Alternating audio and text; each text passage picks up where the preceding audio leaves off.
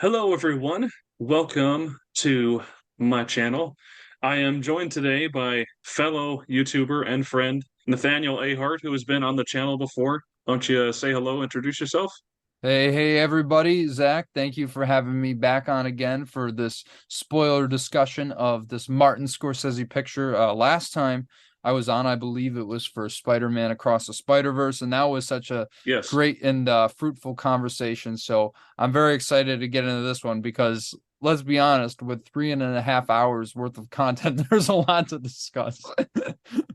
Yeah, there is. For Killers of the Flower Moon. Yes. A movie which I personally think is going to be a front runner for Best Picture, or at least some Oscars, perhaps for some acting, perhaps for the screenplay. Best director for Scorsese. I guess we'll get into that later. But yeah, I think there is certainly a lot to talk about here, considering its lengthy runtime, but also just what the story is and the content thereof, which for any who are not familiar, Killers of the Flower Moon is based on the nonfiction book of the same name, and it's chronicling the story in the 1920s of how the Osage Nation of the Native American tribe in Oklahoma discovered oil on their land, and basically how, as white people tend to do, they see the money and they try to infiltrate in that and get a piece of the pie, if you will, and how that led to some very, very malicious acts of violence, a lot of which ended in bloodshed. While this movie could have taken the more clinical, police procedural approach, which to some extent it does, like, you have an FBI Texas Ranger sort of type that's played by Jesse Plemons in there who investigates into it. But that doesn't really happen until like more than halfway into the movie. Rather, Killers of the Flower Moon, its approach is honing in more of the human, family oriented, and I guess you could say intimate level of the story and kind of how that affected the people of the Osage Nation, but also the people who sort of perpetrated this horrendous series of violent acts. That being Ernest Parkhart, which is played by Leonardo DiCaprio, and then his uncle, his name's escaping me right now, but played by Robert De William Niro. Hale. William Hale. William Hale, yes, thank you. That's Mhm. why I have you. You're helping me fill in these gaps here in my in my brain here. I didn't remember Um, the author's name, but I did remember that. well, much appreciated. Overall, I really, really love this movie. It's actually among my favorites of the decade so far. Although I think before we really get into like the quality of the movie itself and our opinions on that, I think we owe it to our audience to kind of share what our experience with the movie was like, because a lot of people have been concerned about that 3 hour, 20-minute runtime and how effective that would be for the cinematic experience. I'll start with mine first. So I saw it at 7 p.m. at my neighborhood theater, the night it premiered, which was about a week and a half ago now at the time of this recording. And it was cool because I live relatively close to the Salt River Pima Maricopa Indian community, which is a reservation that's in the Phoenix area. And so this theater, a large portion of this audience at this screening happened to be Native Americans. While we're watching this movie, I could very clearly hear them reacting to various moments of the movie. Not that it was like crazy or anything, like, they were reacting in appropriate ways, which was cool in and of itself that were a respectful audience, but I could just tell that they were there to see a story that was representing, the indigenous people of the United States, maybe not their exact tribe, but they were able to relate to it on that level. A story that is about systemic racism at the end of the day, but one that also is just very honed into the personal struggles that a lot of those peoples throughout history have suffered through, most especially within the last 100, 200 years or so. And so I think that definitely added something special to my screening experience, along with the fact that even though I drifted off, admittedly, for maybe like 10, 15 minutes or so here and there, um, very compelling experience for sure. Sure, I completely understand that, and I'm glad you got to experience it with an indigenous crowd because I was just thrown in with a bunch of random people, I suppose. But or it was in a huge IMAX theater, and I was just with my squad, you could call it, and I wasn't really, looking around and seeing the demographics of those in the theaters besides of who I was with. But I will say my first time seeing, yes, I said my first time seeing this film.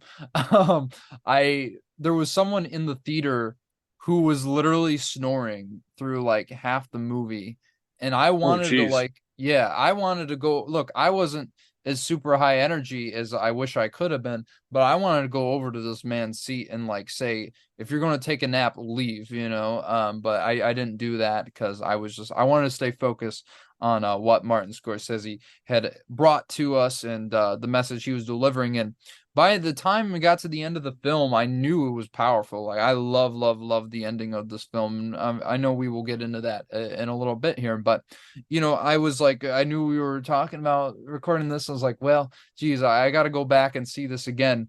And I made the mistake. I don't know whether it was the cereal I ate or something the next morning, but I get in the theater. It's like 11 a.m. in the morning, and after the first eighth of the movie, which I absolutely love and I think is the best movie of the year, I was just falling asleep, and it was even worse than I thought.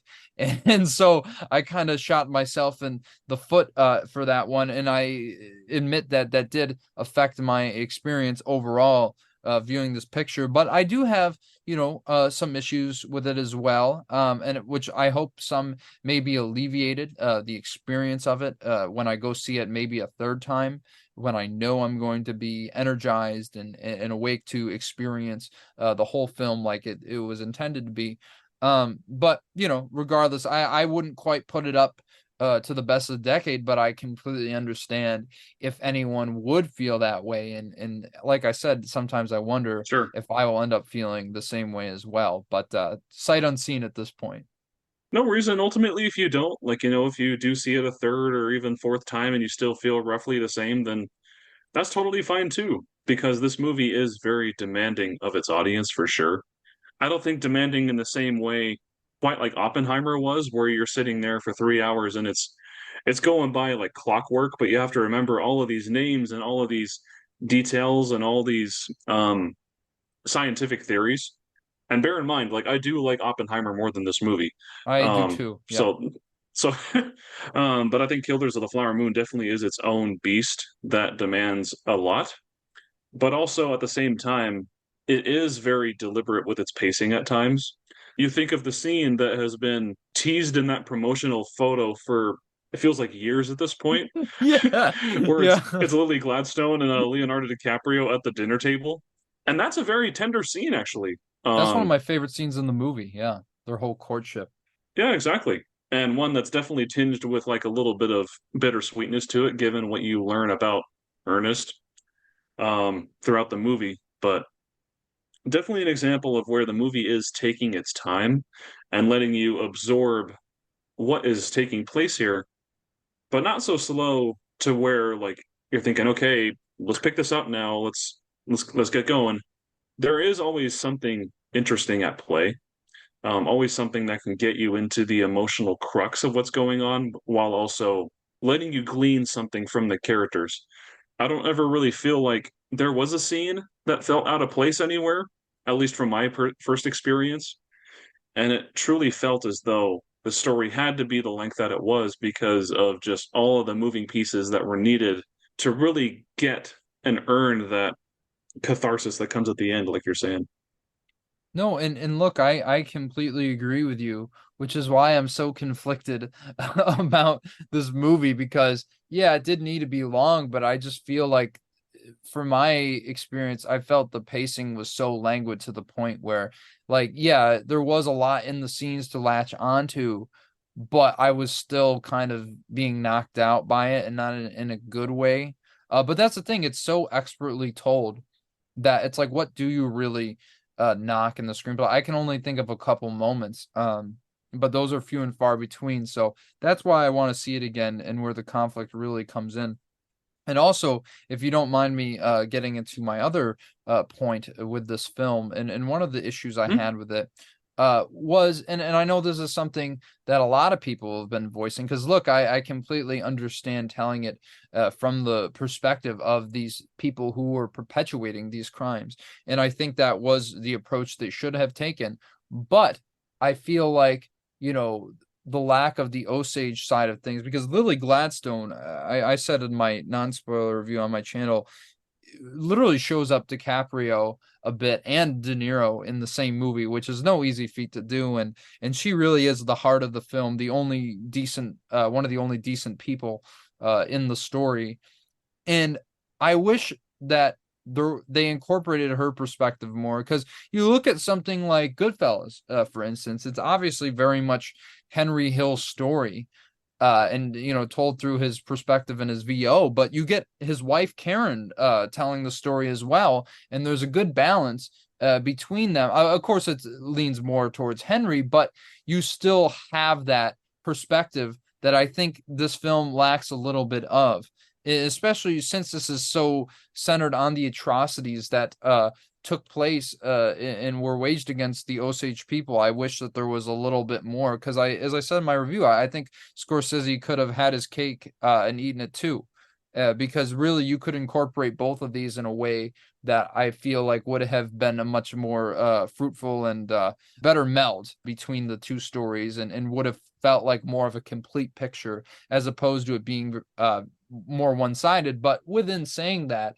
it's still very expertly done, and I think brings up a lot of interesting discussion points about, what is truly love, and the fact that these people have some, I don't want to say a deep respect for the culture. I want to say more of a deep understanding, because obviously they didn't respect them if they were killing them. But that's the thing that's so interesting about William Hale, Robert De Niro's character, because he even says, like, at the very beginning of the film, it's like the Osage people are the most beautiful on God's given earth, and yet he's out like perpetuating these crimes and like organizing ways to kill them off, and he, almost, to an extent where they're like cattle.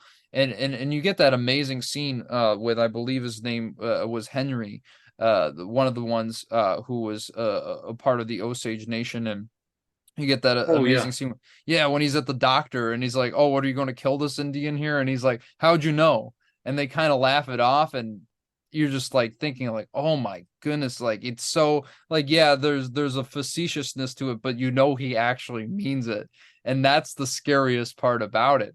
And I absolutely loved taking it from that perspective, because I still think, showing it in such a bleak way, because obviously, like, Scorsese isn't, letting these people off the hook or anything. We're not supposed to really sympathize with them that much, especially William Hale. But still, it is really disturbing to see it from that perspective. And I'm glad they changed it from a straight up police procedural to this, because I think it works a lot better than that would have. No, and I agree with you. There are examples of when like a police procedural approach has worked really well, such as like with David Fincher's Zodiac. Like I think Hmm. that works very effective for what that movie is trying to do. Another example of a story that's almost 3 hours long and based on true crime. I think in this case, I would also agree with you that I feel there could have been more implementation of the Osage perspective, like specifically their POV, not just like, incorporating them into the story. Yeah. Especially since Oh, you look at Martin Scorsese's movie Silence, and I feel right. that movie is very dialed into the perspective of the 1600s Japanese who were maliciously persecuted by the Imperial Japanese, or maybe not Imperial Japanese, but the other Japanese people who were looking at the Christians who got converted by the Jesuit priests and their experiences there. At the same time, I do think one thing that makes this approach very powerful is just if there's any filmmaker in the world who can make a story like this, especially from the villain's perspective, empathetic and very emotionally powerful, it was this guy. Hmm. It would be Scorsese because of all the different films he's made. But one thing that stood out to me that I think really makes this perspective so powerful is just the crimes themselves. They're really dialed into just how matter of fact they are, but just how one small moment of these acts of violence can have huge repercussions on everything.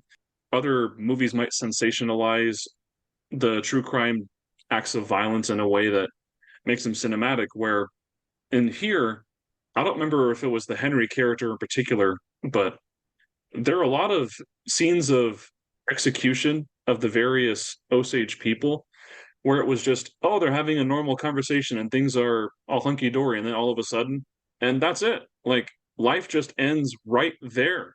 And it just shows, like, in an instant, you can make a choice that can destroy people's lives. And like, we're not just talking about one person here, like, we're talking about dozens of people who were killed off in various ways. Like you said, with William Hale trying to use these deaths as a way to work in monetary gain for the Burkhart family and certainly William Hale himself and other people in the community through insurance fraud and other means. I think using that perspective, but also just showing how matter of fact these moments are, just shows that it was a really terrible thing that these people did, and it really helps me understand more about just, oh, I really do feel the weight of these rather than just being like this sensationalized true crime story that comes and goes, you know? Right. And I think to your point about the bluntness of it all, especially there's a scene with I'm trying to pronounce his name right, Louis cancel me. That doesn't sound right, but you know what I'm saying. He played Kelsey Morrison.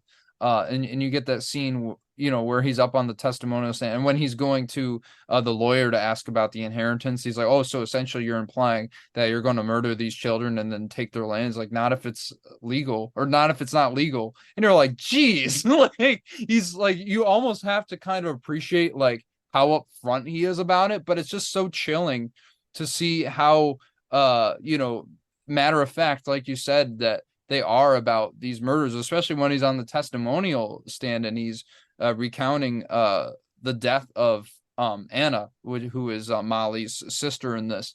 And it's just Mm-hmm. he's not fronting at all. He's just telling it like it is. And I think that really is what makes it even more powerful and disturbing, at least for some of the characters.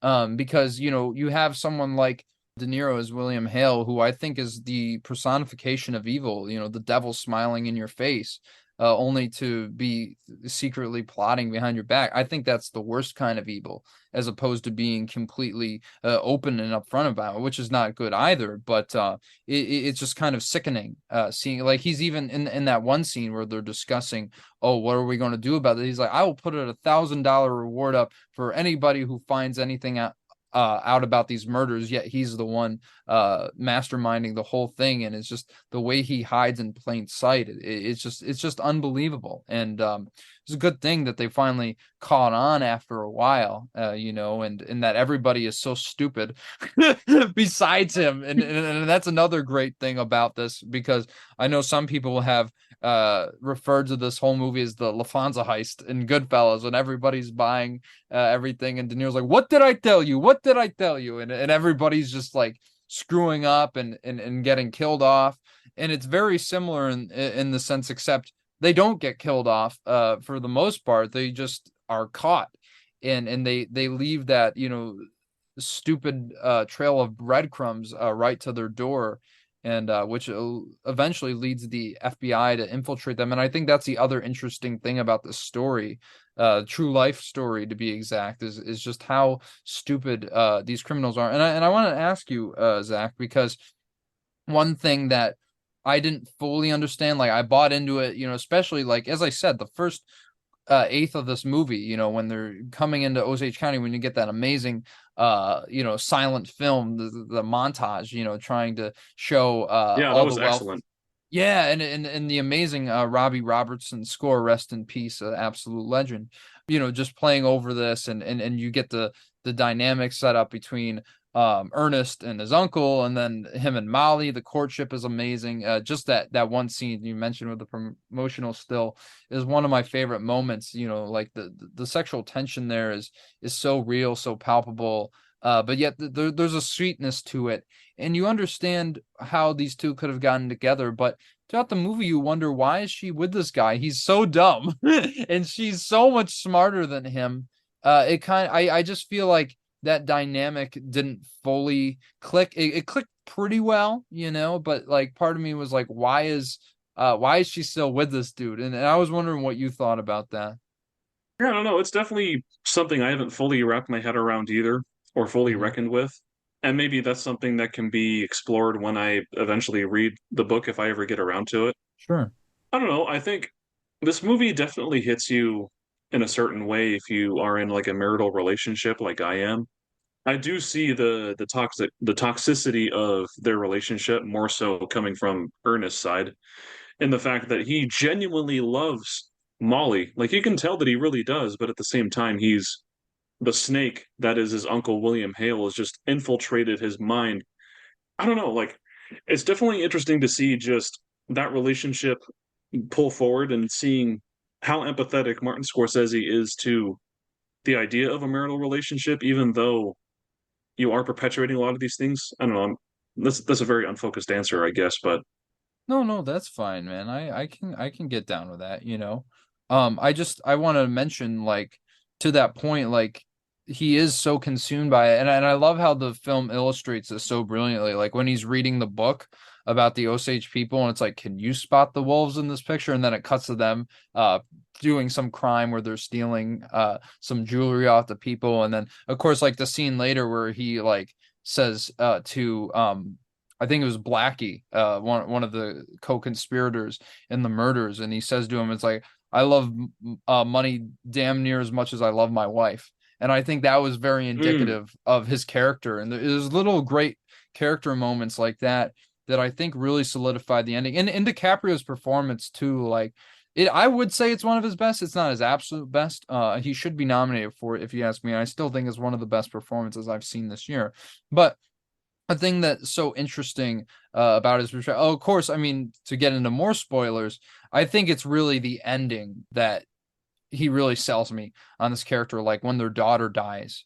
And I think that's an oh interesting man, point. Oh, dude, that scene in the cell where they tell him and he just breaks down was so heartbreaking. And this is a thing like that's so impressive about Scorsese. He's able to make you feel some sort of empathy for the scum of the earth, really, because I don't think he hides the fact that Ernest is a terrible person, but he's not a complete sociopath or anything. He's just greedy, and that eventually leads him to do some of the most horrible things you could commit towards anybody. But he really does love his family. With that being said, but I think DiCaprio's acting there is just so stupendous, and of course, to me, the scene where he's on the testimonial stand.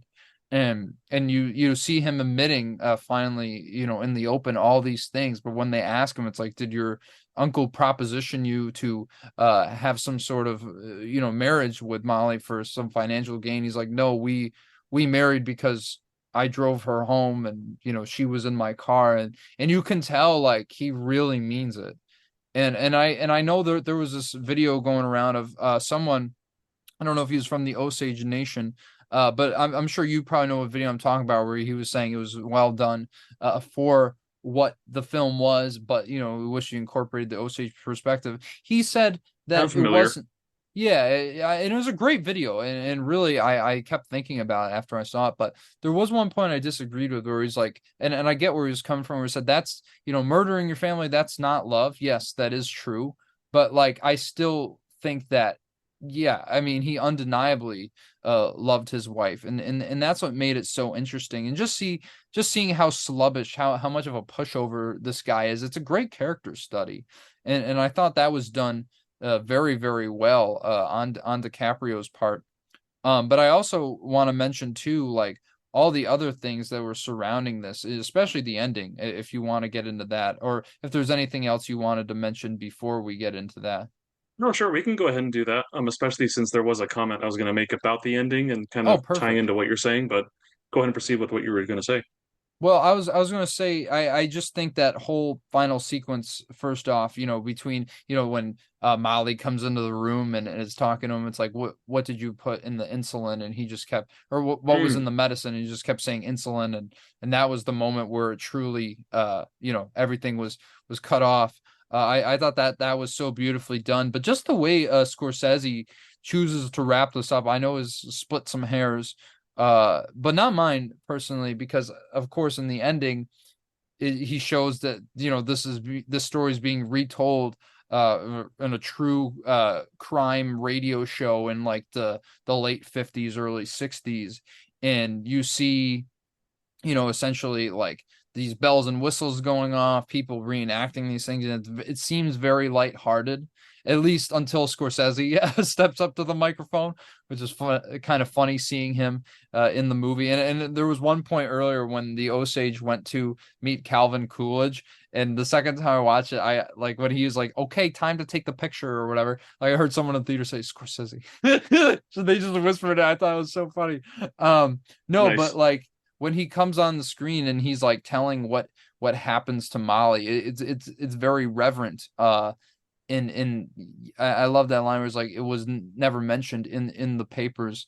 Besides that one moment, I love how the ending kind of nails home the idea, and it kind of reiterates the point that William Hale makes in jail when Ernest tells him that he's got, you know, the plea deal with the FBI, and he says, you know, people are just going to forget about this. Like this is, you know, this is all going to blow over. Sure, he was wrong about saying that people will love him still. Like that didn't happen. But look at what happened to William Hale in real life. He lived out his dying days and, you know, out free from prison, 87 years old.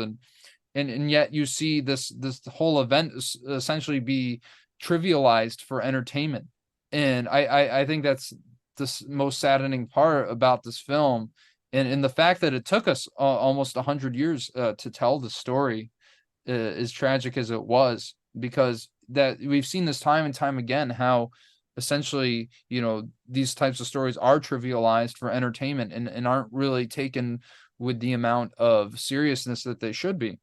And I really love how, yeah, okay, maybe some people think it's distracting, Scorsese shows up or whatever, but I didn't mind it because I really love the point that he was driving home, and something that is just, you know, turned out to be true, unfortunately, time and time again. And also the very last shot, which is maybe the most beautiful shot in the entire movie, of the Osage tribe, the ones who are still there, with that bird's eye view that just, you know, pans up, and you see them Hmm. moving so beautifully around a circle, and it's so well composed and blocked. I just think that was such a great triumphant moment, you know, for the people to say we're still here after all of this atrocity. And that's why I want to see it again, because I think it's similar to The Irishman. I love The Irishman a bit more, and though as I say, like this could change, this really could, but I think it's the ending of The Irishman that really, you know, nails the whole film into a point where it clicks in my head what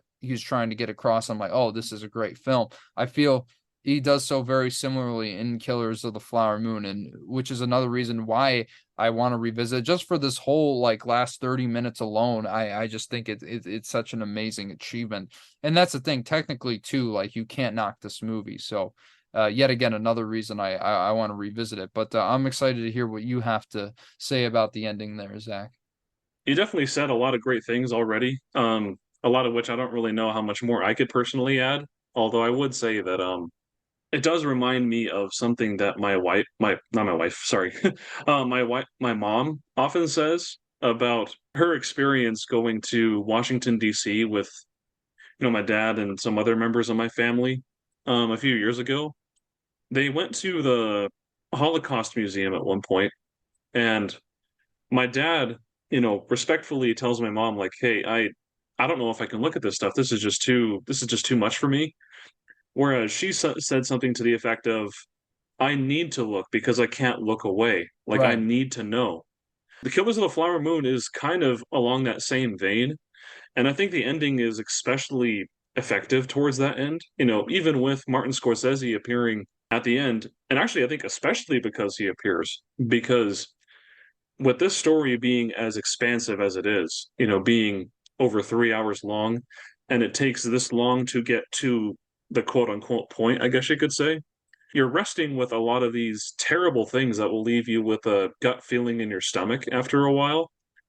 And you're seeing all these terrible crimes that are committed oftentimes just because of like someone had an idea in their head that they let fester to this very horrific point, a lot of which, you know, is what leads the pushover Ernest, as you described him, to get involved with a lot of these things. A lot of these small, simple things that led to unfortunately horrific things. The ending is very important because Martin Scorsese doesn't want this to be just another true crime story that goes in one ear, out the other, where you're like, oh yeah, that was interesting, cool. Back to my everyday life. Hope it doesn't happen to me, kind of a thing. This is a story that you really need to understand. Like these people, their lives were ripped away from them. And yeah, people maybe they didn't get away with it, but certainly their punishment wasn't more severe or they didn't face more repercussions than they should have. And we're still feeling the ripple effect of all these terrible things today. And so this movie's ending is currently my favorite of the year so far for a lot of those Mm. reasons. It's very left field, certainly from what we were seeing before, where it was a dramatization and suddenly it pulls you back and you're seeing a dramatization within one. But yeah, there's great emotional and thematic power in that, and you seeing just him just kind of like trying to grab you by the collar and be like, don't forget this. Like, know that this happened and know this is part of our history and don't let it happen again. How exactly we prevent these kind of things from happening again, I don't know. That's a very complicated answer, and certainly one that I'm not really interested in getting into right now for, reasons.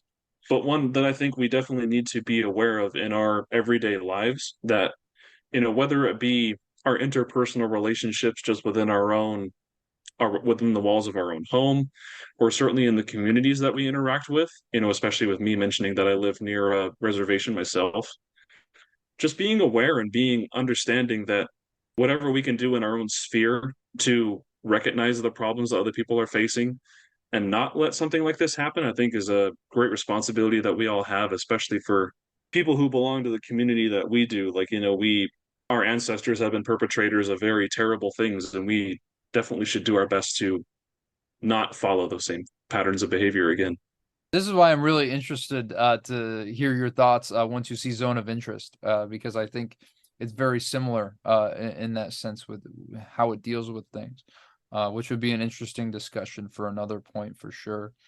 But yeah, no, you made some really great points, and yeah, it's something that I think everyone should see, despite its length, because I don't think that's a hindrance on how powerful this ending is. And yet again, it's one I want to revisit because I don't quite love this movie, and I feel bad about it because this was like I was hoping, oh, this is going to be the best movie of the decade, and then I was like, wow, I did not feel that at all, even though I fully admit how great it is. So yeah, but that's the thing, the fact that we keep talking about this film in such a way, in the viscerality of it all, especially just one other quick point I want to mention from the movie, like the scene where they blow up the house.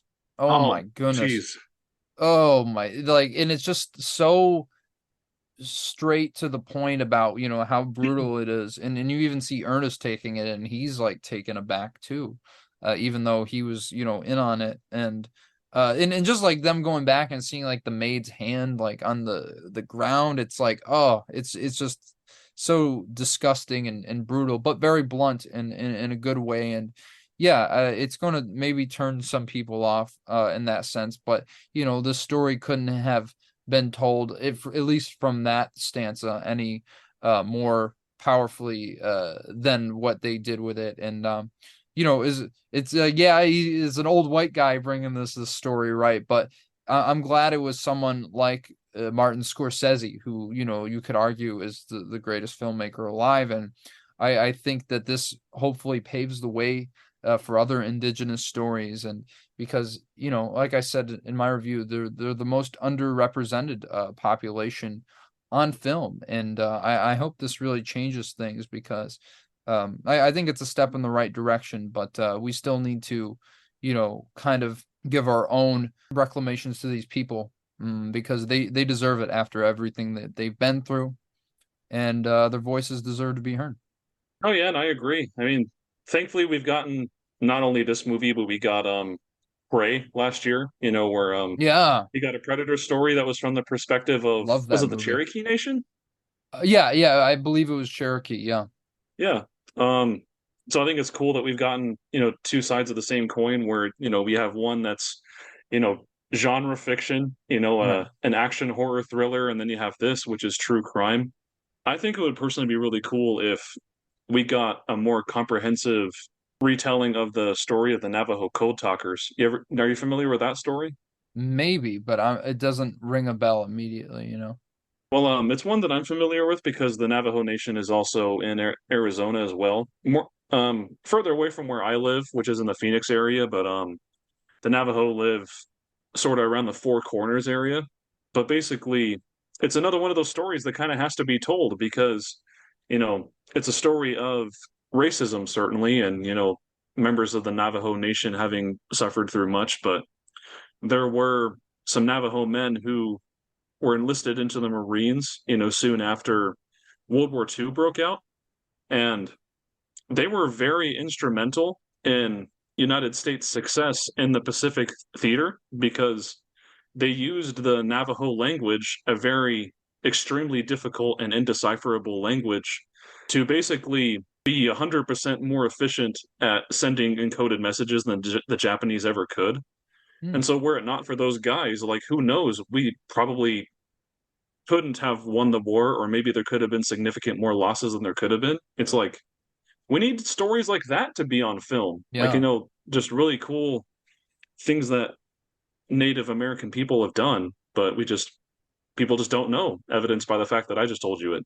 Right. The fact that, something that's mentioned in the movie is like the fact that a lot of people don't even know about the Tulsa massacre that we had to learn from Watchmen of all things, because I that's when Right. I was in a class and they showed that to me, and that was the first time I had even heard about the Tulsa massacre, and that could be a whole other tangent about the education system, which we won't get into, but yeah, it's important that these stories get represented and are given the proper attention. So we know not to do these things again. I mean, I think any reasonable person wouldn't commit these kind of acts, but just as a reminder that this actually happened and that our people, perpetuated this.